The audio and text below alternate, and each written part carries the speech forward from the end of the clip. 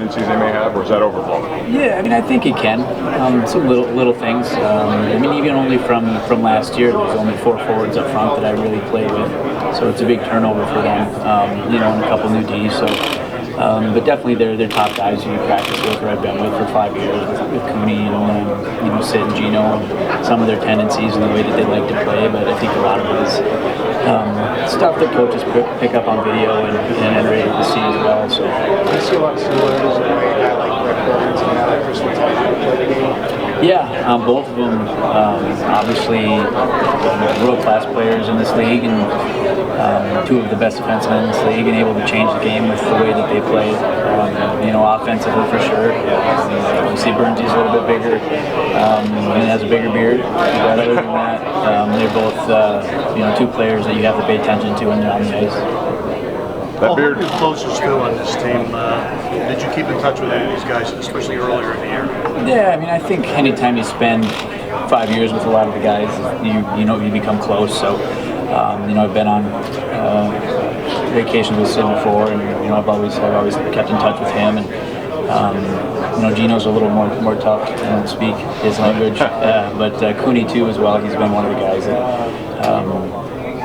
really got to know pretty well. And same with Pascal, who's obviously no longer playing with the team, but and Tanger. Being his partner last year, but it's like I said earlier, it's been a big change of guys from when I was here last year.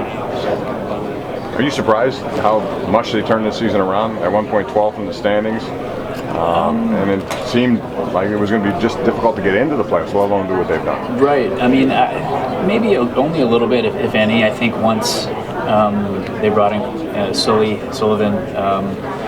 You did tell that the players, they wanted to play. That Sid and the guys, the new style that he implemented was one that they favored them in the way that they wanted to play. And obviously Jim Rutherford brought a couple other pieces in with speed, with Hagelin, and it's Benino, and then with Daly at the end of the year. And I think that fed the way that the system, and it really helped them. So I mean, it doesn't surprise me. I mean, when you have top end guys like they have, and goaltending that gives you a chance to win every night, there's always ways to find a way to win games.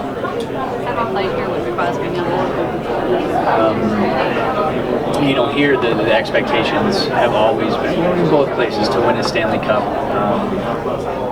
I think it's 2 different communities or areas, the way that they support hockey or cheer for their teams, but the pressure is definitely there. I think with Patty and Joe have been really close a couple times too, and have had some big disappointments as far as is their concern and the area's concerned to have this opportunity. And obviously if Sid and Gino have they have one under their belt already, and sometimes that just makes those expectations even higher to get back there and do it again. So I'm sure it's very similar. When you're a teammate with duos who are that impactful in the organization, does it help take some of this pressure off of you and your teammates when so much of the attention focuses on them, or do you even see more pressure come into the room because of it? Well, I mean, I think the focus is definitely usually goes to the bigger storyline, for you guys always, and for Jumbo and Patty to have the most games or something like that before they have reached this point. So that's obviously a big storyline. But I think with us, just the depth that we have, and the characters that we have, and the guys that we have, helps with that when you have a Brent Burns and a Mark-Edwin Vlasic and Joel Ward that's came in and been big for us, and Couture and guys that I mentioned before. I mean, we have that depth and can help take away from too much of that spotlight or pressure.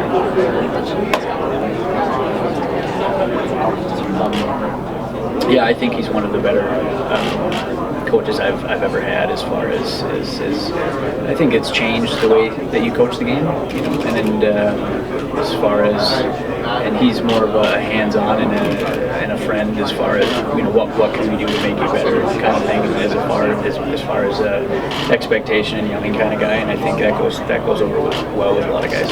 Oh, I'm sorry if you've been asked this before, but just not just getting back to this level of appreciation, getting back to do it here in the city of Pittsburgh, and against your team where you've spent so many years. Yeah, for sure. I mean, 5 years here, and then 1 year removed, and we're back here for the finals. So it's definitely interesting. I wouldn't have never expected it, that this would be the scenario. But I'm definitely excited for the opportunity. It's we have a good team, and they provide us with a big challenge. So I'm sure it'll be a good series, and you just got to make the best of it. You had a goal and an assist in your last time here in your return game.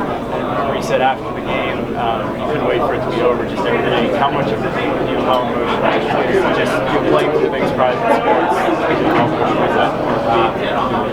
Yeah, for sure. I mean, I think there's a lot of distractions or things that you can get yourself caught up in, and then for me, once the puck drops, we'll have a game plan, and we'll try to execute that the best we can. And I think a lot of the other distractions and the noise will go away, and the focus will be on playing hockey games and matchups and doing whatever we can, whatever it takes to try to find ways to win the game. Just a couple more questions, Jeff. You played with Sidney Crosby and Joe Thornton, and you were with Sid whenever he went through everything, concussions, some of the different things. And now with Joe Thornton, with both of them kind of getting back to this level for the first time.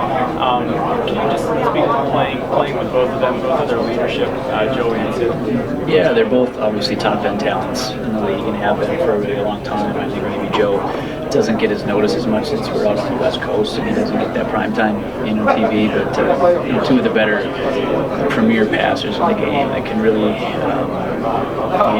if you're not paying attention to where they are on the ice, let alone the other guys, they can find ways to get the puck to them, and they're able to make the game to slow it down to their level, and create so much offensively that that other players can't.